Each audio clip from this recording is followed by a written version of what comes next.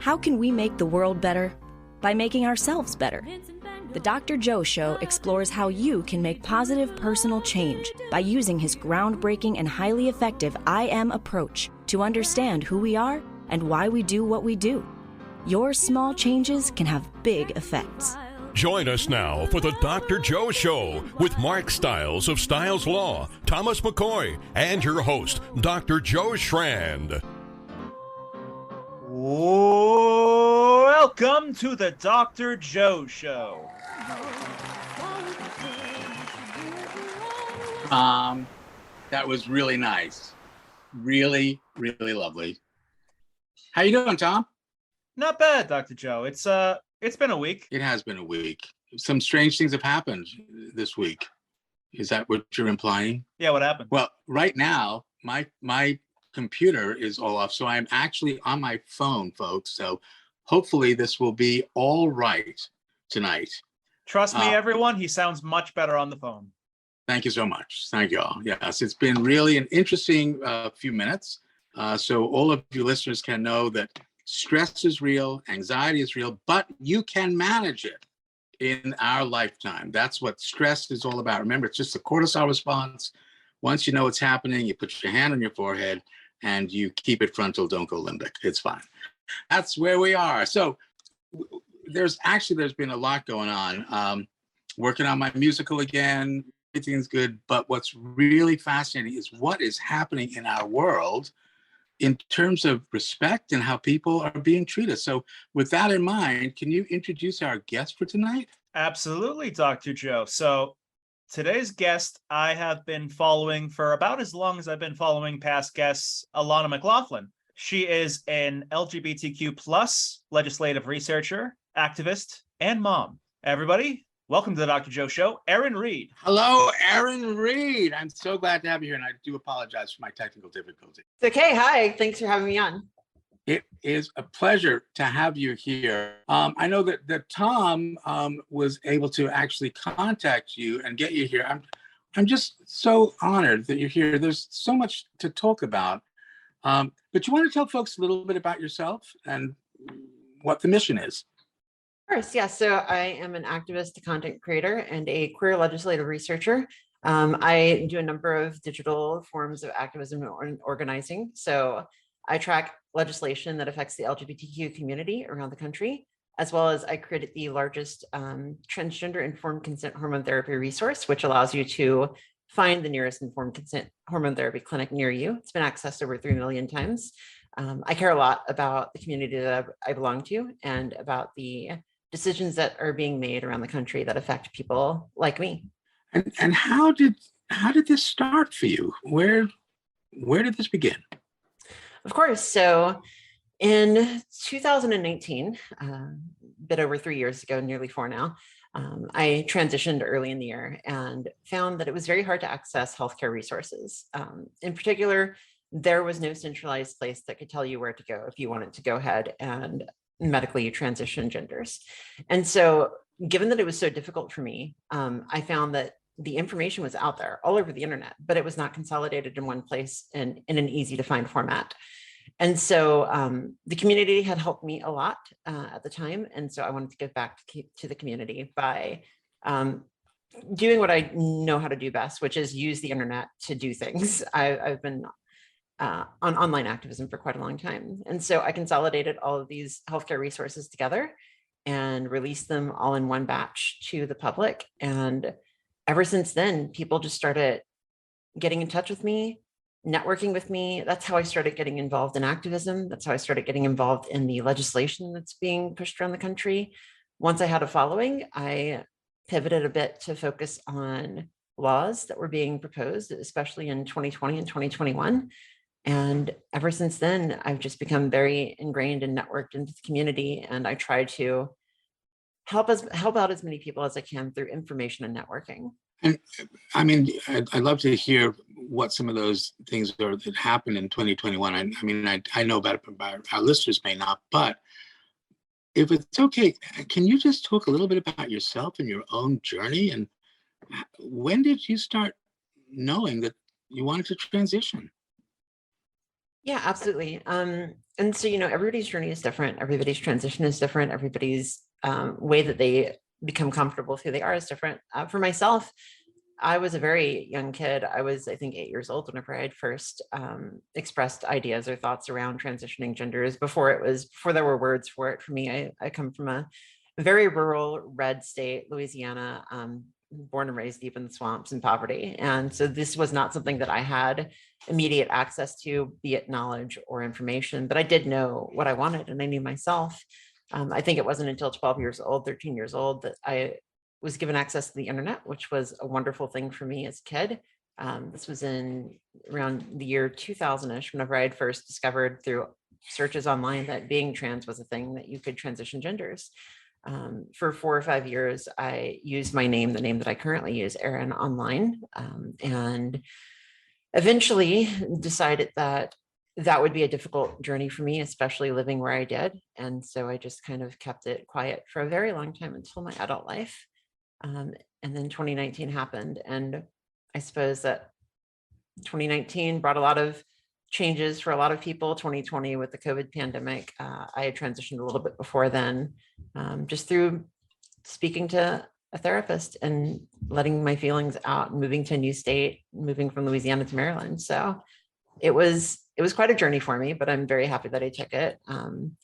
My life is so self-actualized right now, and it's in a good place. And that's why I take the beauty and confidence and this self-actualization that I've achieved, and I try to use that to help other people get to that same point.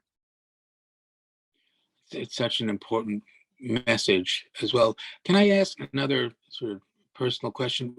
Why was it, and why do you think it is so difficult in our country for people to be who they want to be? I've got a lot of feelings about this, a lot of thoughts about this. I think that in our country, in the United States, there exists a system of hierarchies that have been ingrained within our culture around masculinity, around what femininity means, around your value as a person, as a worker, as everything that we are told and programmed, I feel can kind of keep us from deviating from that path. And I do think that there are forces like electoralism, where, people that are different are often immediately targeted as and othered, and therefore used for a quick advantage, be it in a voting election or be it in a classroom setting with some bullies. So I feel like, people sometimes don't get what they don't understand. And now with visibility, increasing visibility in the United States of people like me and of transgender people and queer people and LGBTQ people, we are seeing people more free to be themselves, which is a beautiful thing, but we're also seeing backlash. And a lot of people are having to deal with that for the first time in their lives for some people. It's unnerving seeing how confident and just comfortable being out with it some people are, just being outright bigoted. So there's that other Joe podcast. So there's another podcast hosted by a Joe that had on this guy named Matt Walsh, who has been mentioned on the show before, who is a propagandist, a self-described theocratic fascist, a white supremacist. And he went on to the most listened to podcast on the planet and was uncontested except on one point because it was so absurd. What point was that? That there are, quote, millions of kids undergoing hormone therapy in this country, which on its own, first off, HRT is one of the most unjustifiably misunderstood things that I've talked about today. First off, Joe Rogan does HRT. He has done more HRT than most people alive. And just for our audience, HRT, the acronym is hormone replacement therapy. Got it. So if you inject exogenous testosterone, that's HRT. That's gender affirming care. If you do a hair transplant, that's gender affirming care. But if it's something I think is icky, then it's a threat to society. You're entirely correct. And so I'm going to jump in here because this is something that you raised a really good point. So for one, yes. So Matt Walsh did go into the Joe Rogan show and had mentioned that whenever discussing what transition entails for LGBTQ youth, had mentioned that millions of kids are on HRT. He was live fact checked on the show, which was quite surprising given the Joe Rogan show. However, he was live fact checked on the show, and they determined that the actual number of transgender youth on HRT was something like 4,700. This was from a recent study that had come out. And so it's actually, a lot of people don't really realize how exceedingly rare trans youth medical transition actually is. A lot of times the resources aren't there. You have to live next to a clinic, you have to have parental consent, you have to have often very heavy psychological care. Most families that I speak to have a year or two worth of therapy before anything is even considered. And so, yeah, the numbers are actually quite low. And it's amazing how much certain forces in our country have demonized this group of people, given that it's such a low number of people in our society. And yet it has taken up such an outstanding, like overly emphasized portion of the public discourse lately. Who are also taking over high school sports.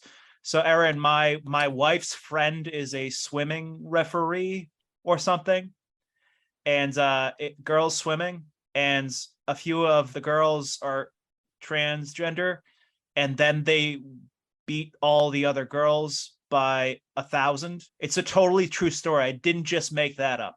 Of course, this is happening all over the United States. All of these over. Every school that I've heard of, a school a couple towns away. It's always a couple towns away, by the way.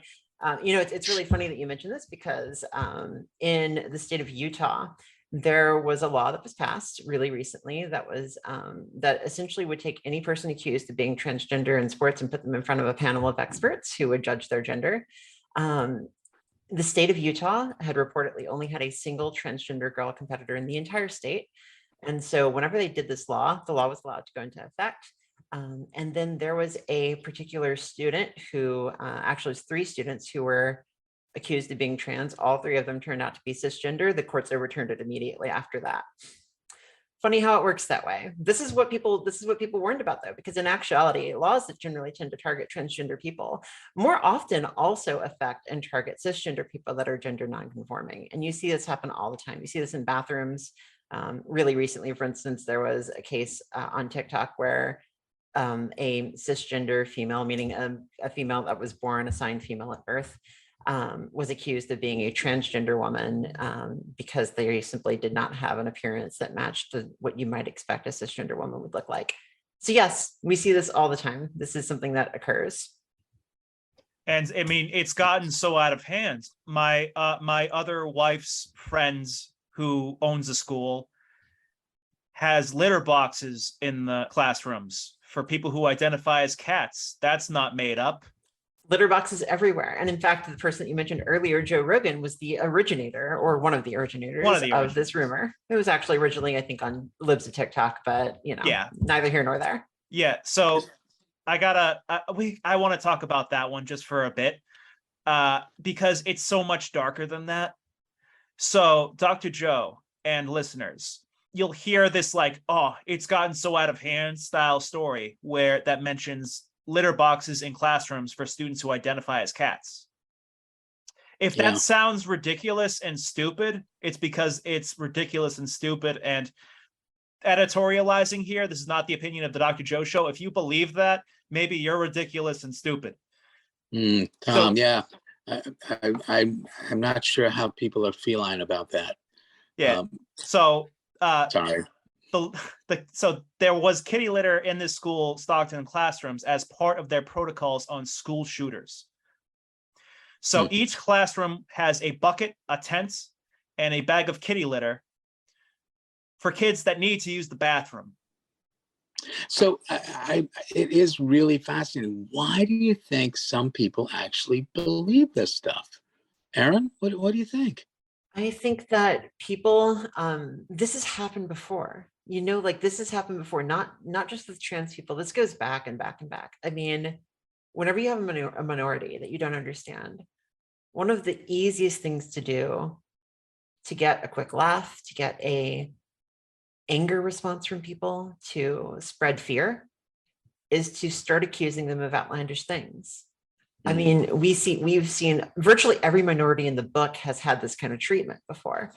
And with transgender people, it's kitty litter that gets spread on a massive Twitter account that then gets repeated in state legislatures. There was a news article of how like 18 different state legislatures repeated this rumor as if it was fact. I watched the Missouri legislature debate whether or not transgender kids should have access to health care.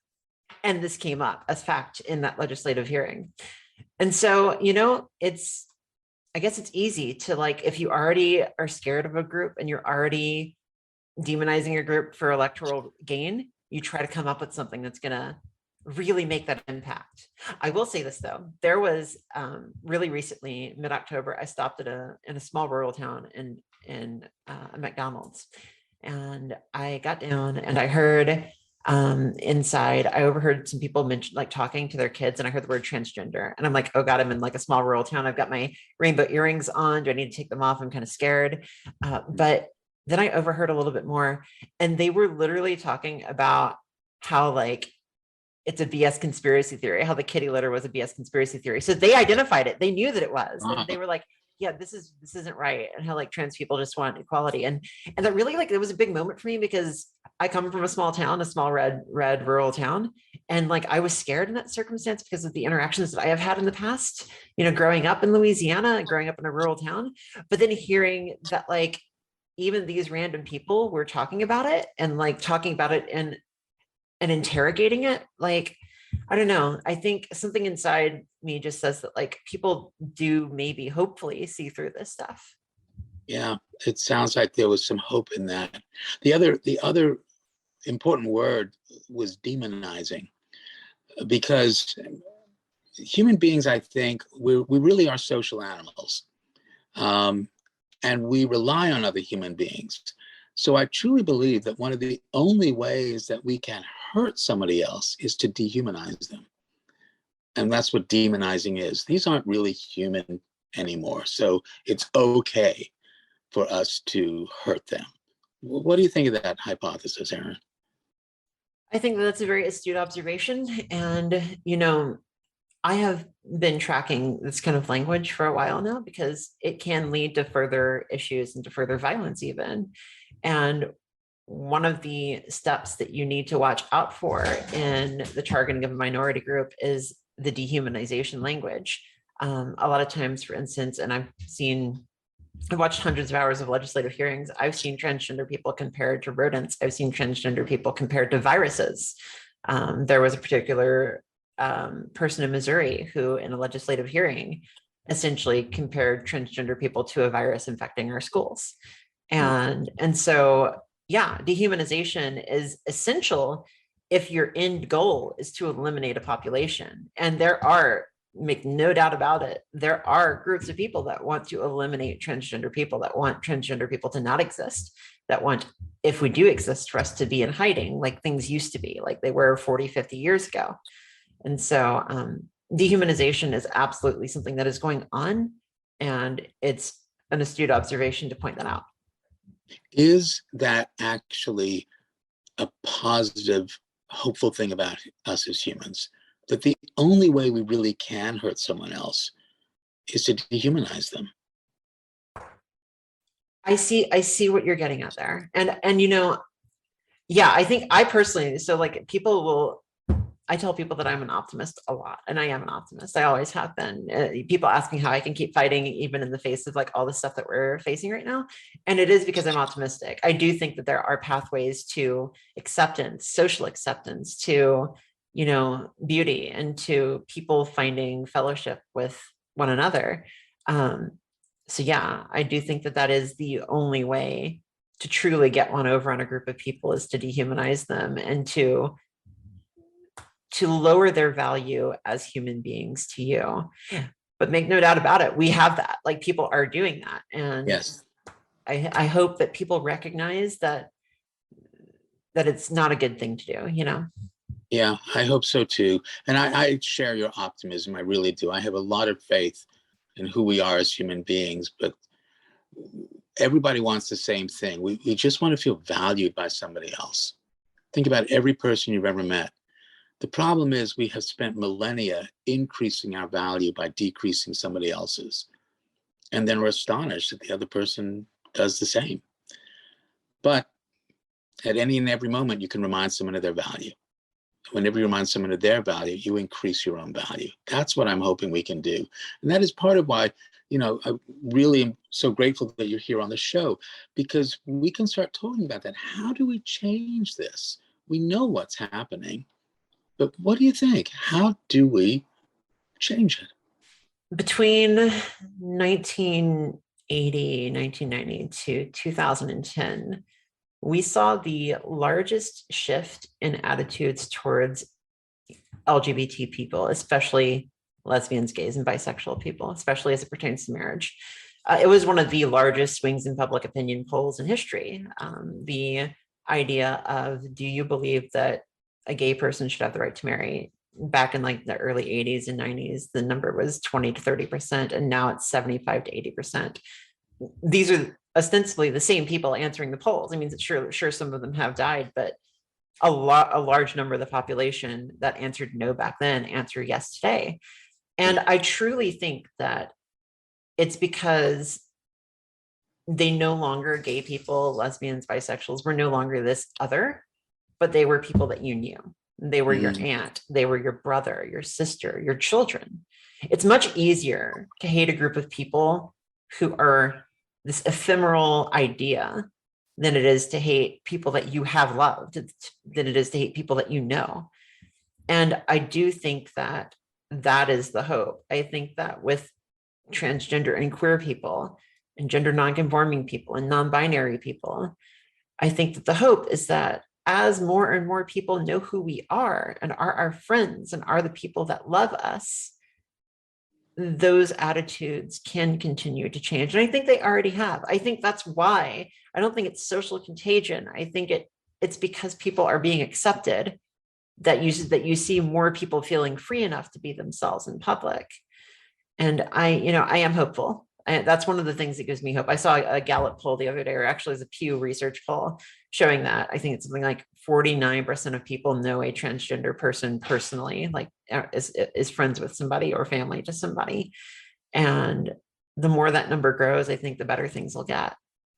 Yeah, I agree. I think it really is about knowing people, accepting people, embracing people, welcoming people. There are fewer than half as many living creatures on the planet from 1970.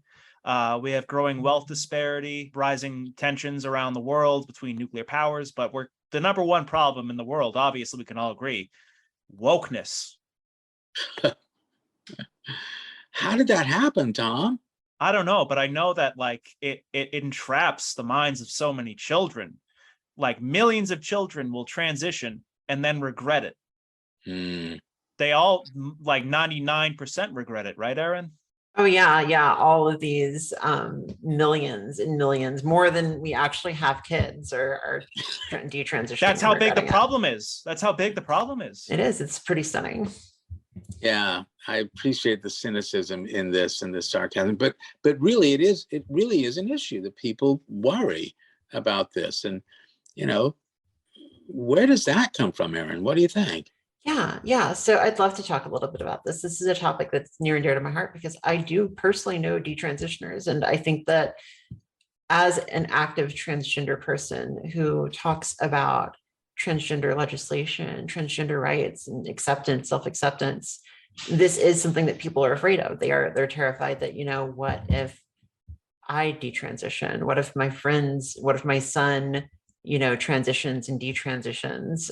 Will they be damaged permanently? Are there going to be negative effects? And I want to talk a little bit about this because I have some personal experience with this as well. Number one is that detransition or desistance, depending on which term you use, desistance is usually used with kids and transgender teenagers, whereas detransition is usually used with transgender adults who have transitioned fully and then detransitioned.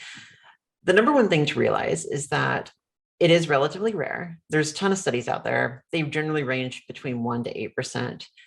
But the other thing is that the reason why people do it, and the reason why people do it I know the studies behind this, but I also know like my personal experiences with this, which do line up with the studies. So often the reason people do it is because they're afraid. They're afraid of their family. They're afraid of their peers. They're afraid of their workplace. They're afraid that things are going to get worse for them. People get harassed. People get treated very meanly. And a lot of times whenever that happens, yeah, they'll say, I need to just step back, go back to this old life. It was easier that way. At least I didn't have to get called names in public. And there's so much that goes into this, okay? Because it's like all of the things that help a transgender person essentially exist in society without being harassed more. So like hair removal, voice therapy, these things, they cost so much money. And it's gated behind so many gatekeepers. And whenever you think about that and then think about this argument being used against all transgender people, all they're doing is trying to fuel that fire. They're trying to create a more toxic environment to transition into. They're trying to make it more scary so that people do feel afraid to do it. I will say personally that it was a very long time that I didn't consider myself this, but in recent years I consider myself having detransitioned. But whenever I was 12 to 16 years old, anytime that I was not at school, I essentially presented as myself. I was online, I video chatted, I did voice chatting with people. I knew who I was. I 100% knew who I was back then. And I considered myself transgender as a teenager. And I stopped considering myself that for quite some time because it was such a toxic environment. It was such a scary environment. And there was no way as a teenager back in the 1990s, early 2000s, that it was even a possibility for me.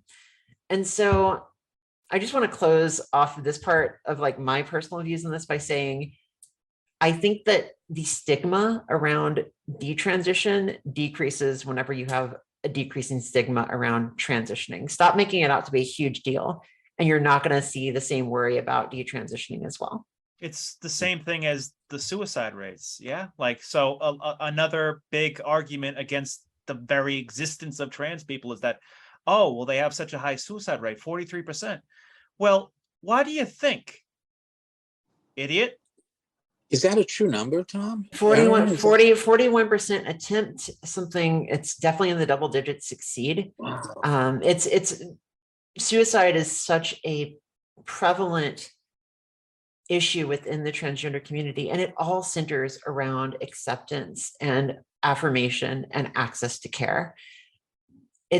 It's terrifying. Like this is something that we contend with. And this is why whenever we talk about these issues around like pronoun usage and name usage, legal name changes, access to hormone therapy, this isn't like just some sort of cosmetic thing. Like this is something that has a real world direct life and death impact on so many people.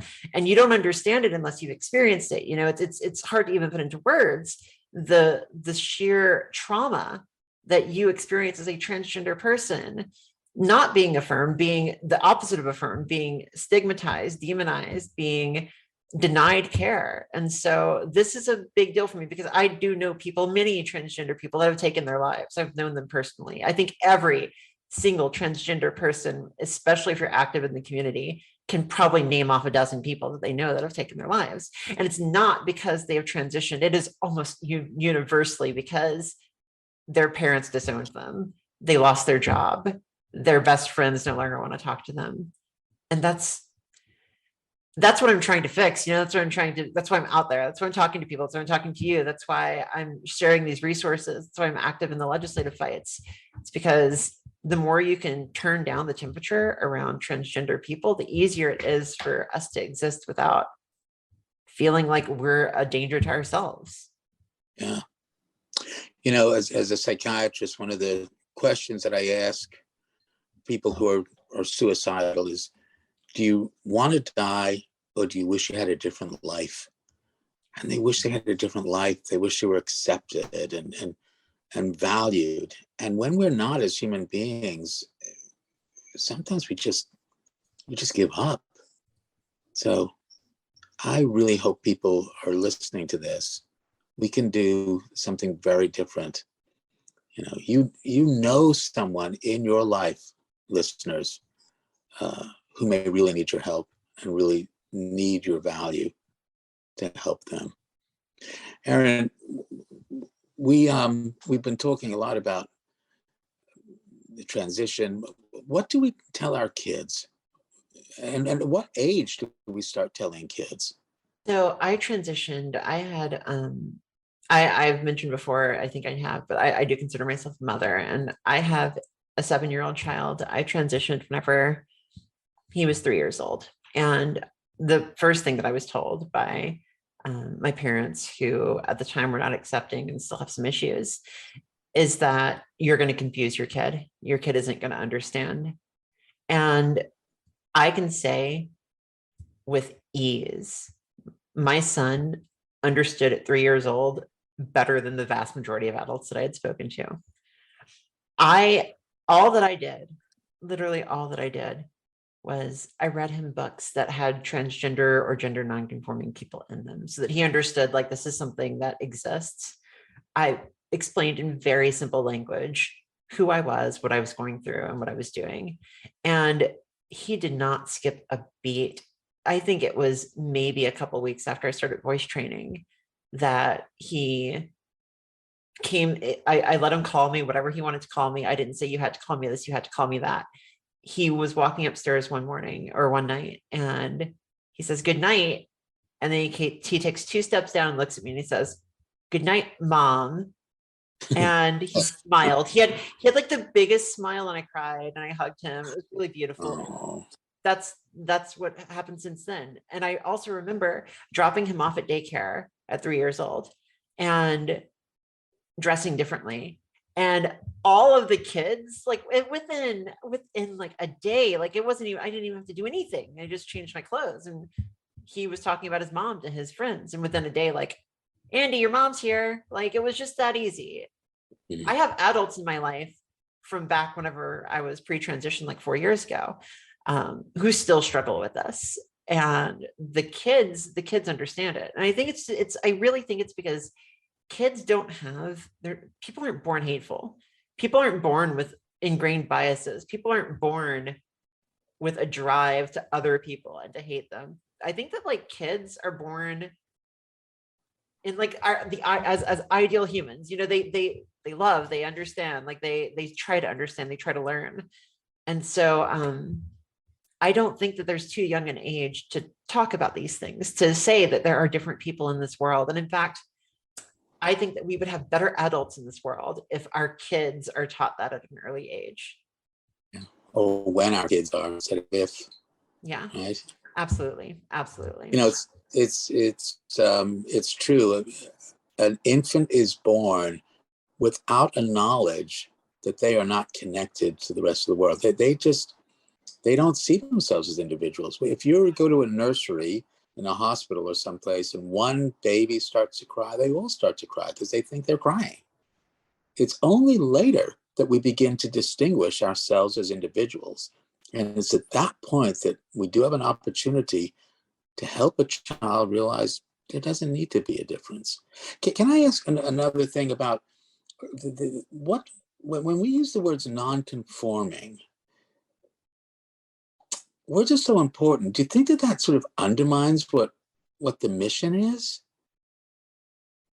It's interesting. It's interesting that you mentioned that. I think that the words gender nonconforming are limited in their use, but useful in a society that still centers conformity. If we could achieve a society that doesn't center on conformity, then absolutely, I agree with you there.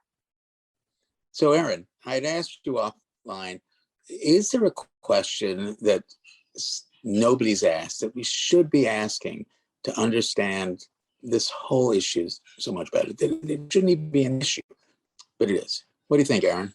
Yeah. You asked me this offline, and I had a lot of difficulty with this. I was racking my brain on what doesn't get asked a lot. And I think I want to actually mention history.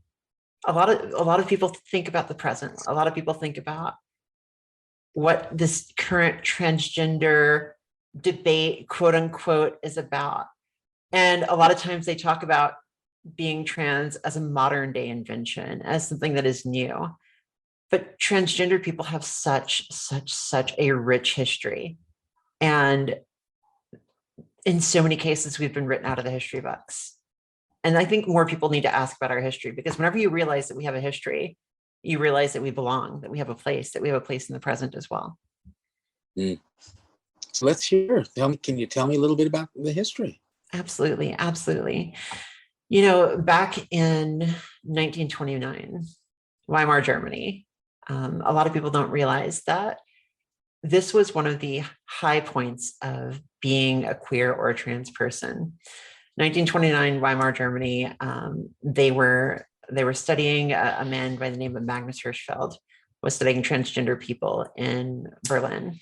And Hirschfeld had gathered together a community of queer and trans people. And there are beautiful pictures of these people sitting around dinner tables, dressed to the nines, looking beautiful, looking happy, looking like you would see friends of mine sitting around a random queer bar here in the District of Columbia.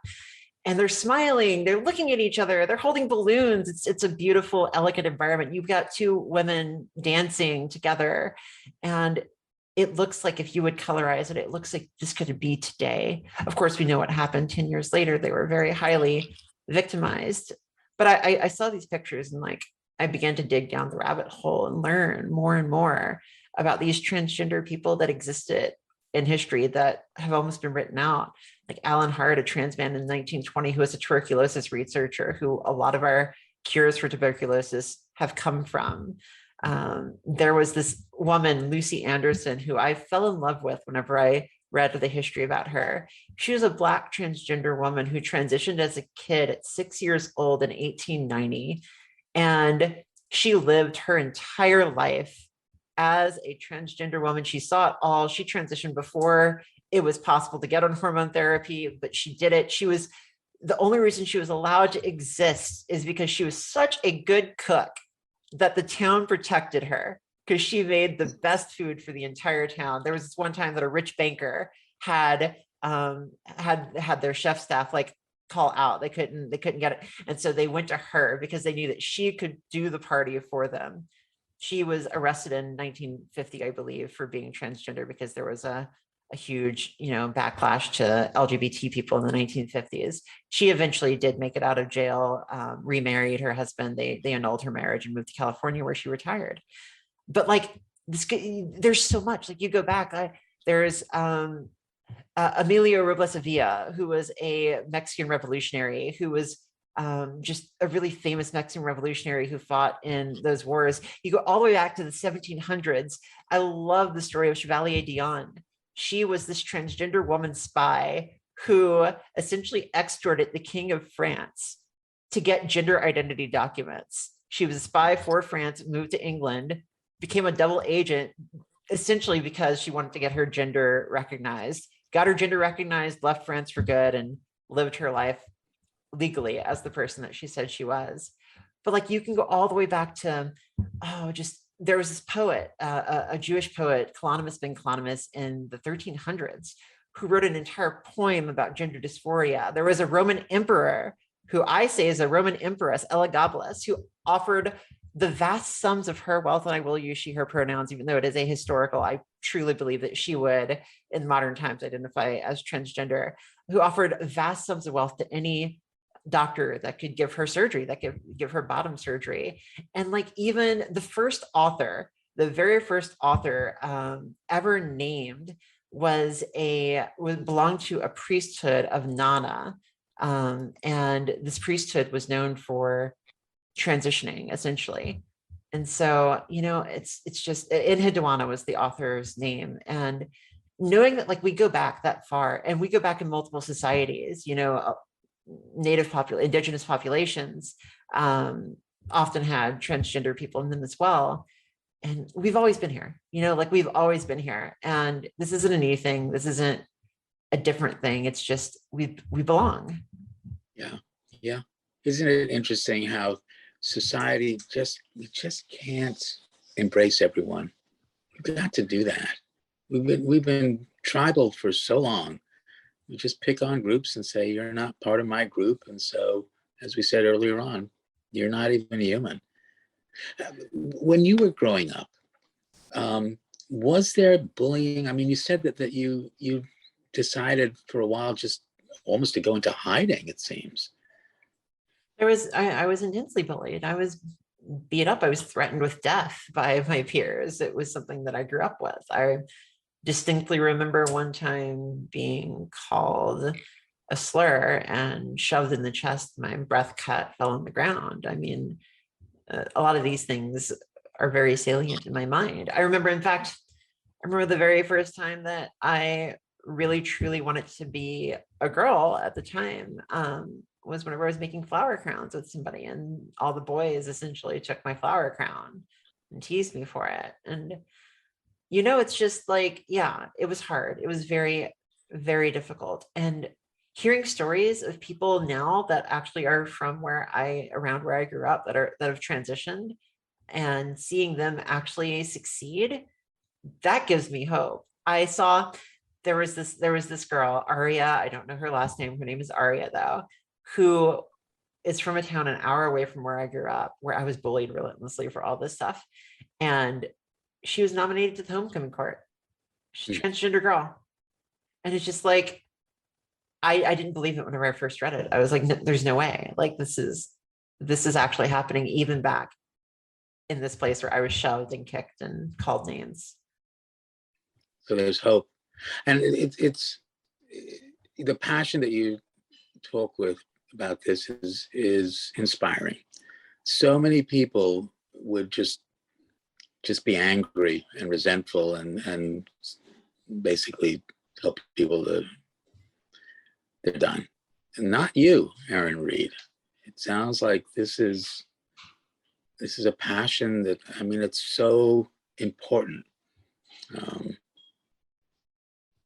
Takes a lot. This is something I get fired up about because I feel a moral responsibility for multiple reasons. One is I'm on the autism spectrum. And so one of the things I question people about is like, okay, so you agree that autism exists. You can't see it. It wasn't mentioned in history books until like the 1940s. And that's like very early days. ADHD, you agree, exists. Again, not mentioned really thoroughly through history. ASMR, everyone thought, like I thought I was a freak, like to have that weird tingly feeling. Like, no one else gets that, right? Oh, now it's an entire subculture. So why is it so goddamn hard to imagine that someone doesn't want their entire role in the world to be defined by what's between their legs? Why is that hard to conceive of? I want to say a couple things. I want to actually say something really quick because this is kind of funny. I'm glad that you mentioned ASMR because I also experience ASMR, and good old Dr. Joe here, the way he talks sometimes can trigger ASMR. I'm just going to say that. Right? Is that a good thing or not? It's a good thing. It's a great thing. It's like you're very Bob Rossi kind of. Yes, you have a very comforting, calming voice. But secondarily, you mentioned all these other groups of people, all these other issues that have existed for a very long time, and identities and self-concepts. And I think that, like, just like being trans, there is evidence of this in history. There is, people, we have existed, we really have. And just for so long, we've papered over it. But I think now, like, we're realizing that we don't have to, like, it's okay. And you're right. If you can understand that autism exists, or that ADHD exists, or that mental health is a thing that we care about, then you should also be able to understand that, like, maybe our self-concept can be different depending on the person they are, and not depending on the biological determinism of how they were born. Because even like the gender critical people, they out themselves and like contradict themselves all the time. Like, for as long as I can remember, like, if you, like in America, if you live at home after 18, you're not a man. Or if you're a woman who will only wear pants, you're not ladylike. And even in Matt Welch's documentary, What is a Woman? He will go to, funnily enough, the white supremacist will go to African tribes to prove his point. But really all he proves is that gender is in fact contextual. Yeah. Tom, what you said just reminded me of, we were going through old stuff. We just found my parents' marriage certificate from the 1940s or so. And there's my father, it says, male, and under my mother, it's spinster. That's how they described her. She was 19, but spinster. And I was like, wow, it's crazy how we just put people in these little boxes and expect them to be okay being in there. It's like, what is that about?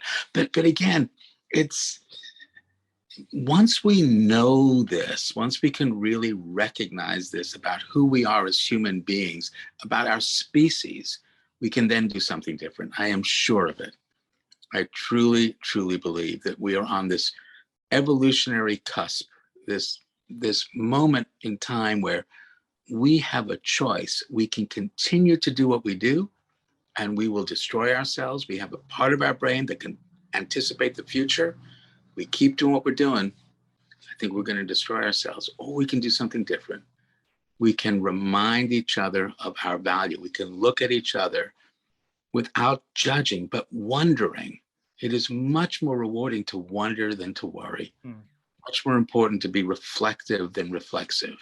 It is much more rewarding to be amazed at who your child is than disappointed in who they are not. Parents, I hope you hear that. You will be amazed when you start really wondering, who is my kid? Erin, you've got an amazing seven. I love that story. Night, Mom. It's beautiful. I love him to death, and he's up there. Yeah, love it. Yeah, and the other reason I feel responsibility is for this is like a lot of other, young men. Especially being autistic and I'm told funny. I served as sort of a gesture for the online right for a few years as the top autist in the Dick Show community. And so the Dick Masterson, I'll clarify, is not like a Nazi. He's not like a far right figure. He's just a dumb libertarian who entertains a lot of terrible people. And I was more than happy, so I thought, entertaining those terrible people. But it got old. It felt like a taste of how it must feel for like Black people to be around people who are just going to make the same, like, oh, like watermelon. It's like, where it's not, I imagine you're not even like as offended as you are just like, God, I get it. Shut up. And 2020, if the lockdown didn't happen and if the Black Lives Matter protest didn't happen, I don't know what trajectory it had been on, because it took a pattern break for me.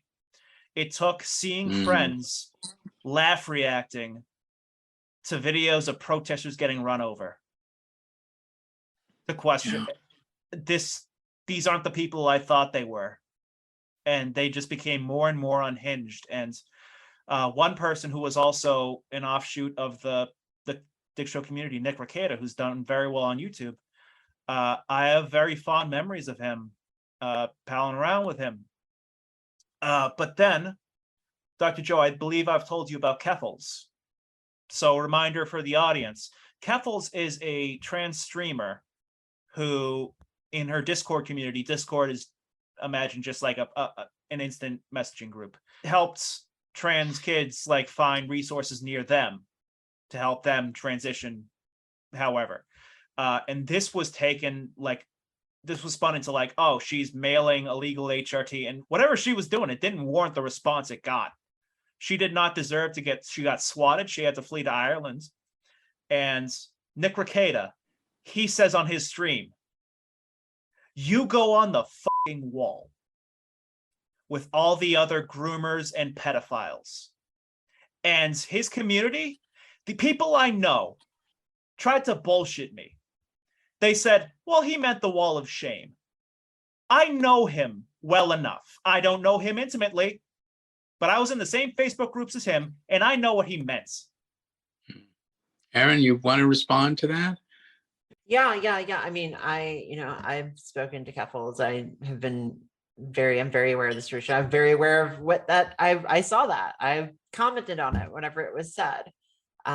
He ran a very popular YouTube channel. I think the channel might have been banned. It might have come back. I don't know. No, I think he's still gone. Nick, you did it to your self. And yeah, I think that like it's another example, like people trying to put hate into this world. I know that from what I understand with Clara, is that she simply directed trans youth to the national resources that Canada has for transition. But that's enough for them. I mean, you know, we've got accounts like Libs of TikTok, which spread the litter box stuff earlier, essentially shutting down children's hospitals with bomb threats, instigating bomb threats. And so this is nothing new. This is something that is going on. And I'm sorry that like you were part of that community and that weighs on you. And I do believe like personally in people's ability to change and to get out of those communities and de-radicalize and not because it's community is the key word. I'd like to think, Tom, that it was because, you know, you're part of the Dr. Joe show, but that's just my own narcissism. But it's important. It all seems there needs to be somebody out there who points the finger at somebody else. But what's interesting is that it does elicit so much anger and such a response. That may be a pivot point for us, that we can actually do something about that, because there's always opportunities to have a small change with a big effect and to control no one but influence everyone. We can do it. But, you know, we're coming down to the last few minutes.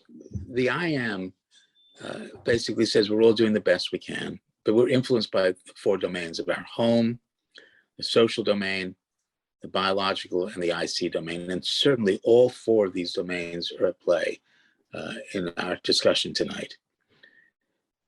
Because the 4 domains interact, a small change in any one of the domains can have a big effect. We don't need to change everything. So, Erin, given the topic we're talking about, what small change can you recommend to our listeners? I have, I think, a good small change to recommend. And that is what I have recommended to every LGBT person who's coming out, and every transgender person that's coming out. I also recommend just to cisgender people who are just allies who want to make a small change in their life. And that is to include people in your media diet who are like these people, who are like me, who are like my friends, who are like the people I've spoken to you about today. Include transgender content creators, include queer people in your reading. There are so many books out there. I don't care what form of entertainment you have. There are LGBT people and there are trans and queer people in particular doing it and doing amazing at it. There are books, there are movies, there are TV shows, there are musicians who are amazing. And just do that. Add that one artist, add that one author, add that one TV show to your diet. And you might start to learn a little bit by being exposed to that person and what they create and loving what they create and seeing them as a whole person. Terrific small change. Before I get to the last question, how do people find you, get in touch with you, or listen to your tweets, your blogs? I am on almost all platforms at Erin in the Morn, ERININTHE Morn. Also, Erin in the Morning is another one that you can find me at. I have shortened it due to character counts. So I appreciate that. We'll post that, right, Tom? So I Am has a second truth. Because everyone is interested in what you think or feel about them, and you are part of someone's home or social domain, and you know it has a different effect on your brain when you feel respected or disrespected, on your biological domain. This means you control no one, you influence everyone. You get to choose the kind of influence you want to be. Erin Reed, what kind of influence do you want to be? I think that it is so important. I remember pre-transition being assumed to be a cisgender male, hearing all of what people said around me about LGBTQ people and about transgender people. And it was so easy to let so many things slide. And this goes for way more than LGBT people and for queer people. This goes for all kinds of minorities and all kinds of different people. And the influence that I want to be and the influence that I hope others can be is to not let these things slide, to be a good spokesperson, to be the better person, and to stand up for people that aren't in the room, and to notice who's not in the room with you. Mm. That's terrific. Erin, thank you so much for being on the show tonight. Tom, it's wonderful to have you here as well. And Larry, thanks for everything you do to make a difference. We'll see you next week on the Dr. Joe Show. Just a show, then go, go, go, go, go, go, go, then go.